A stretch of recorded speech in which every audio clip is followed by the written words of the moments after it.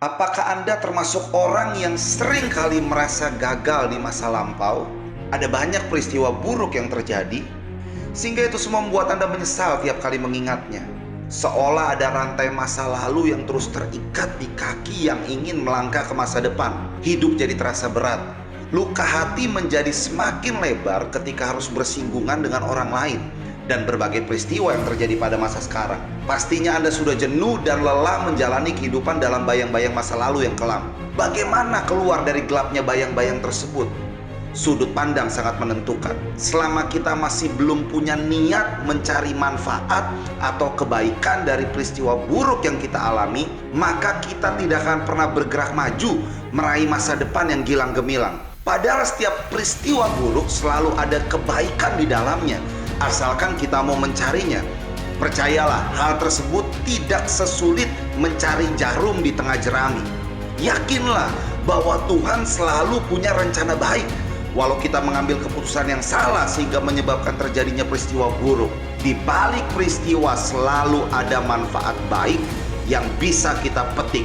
Di antaranya adalah, pertama, kita jadi mengenali pengambilan keputusan yang salah seperti apa yang pernah kita lakukan pada masa lampau, dan mengambil sikap untuk tidak mengulanginya kembali di masa sekarang.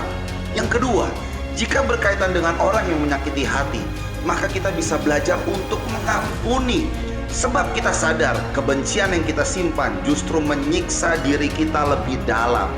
Tapi pengampunan yang kita berikan segera menyembuhkan luka batin yang ada. Yang ketiga, berbagai peristiwa buruk yang terjadi, lalu kita mengambil keputusan untuk mencari kebaikan di dalamnya, maka itu semua akan membuat kita jadi pribadi yang lebih matang dalam bersikap dan pengambilan keputusan.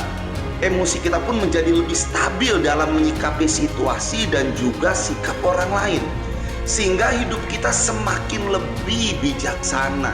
Yang keempat, kita menjadi semakin meningkatkan iman dan takwa. Kita jadi tidak ingin hidup lagi tanpa Tuhan atau mengandalkan kekuatan diri kita sendiri, karena kita sadar bahwa itu adalah penyebab dari berbagai masalah dalam hidup kita. Percayalah, masa depan yang gilang gemilang tersebut selalu ada untuk kita, asalkan kita mau belajar melihat segala kebaikan di dalam peristiwa buruk yang terjadi di masa lampau.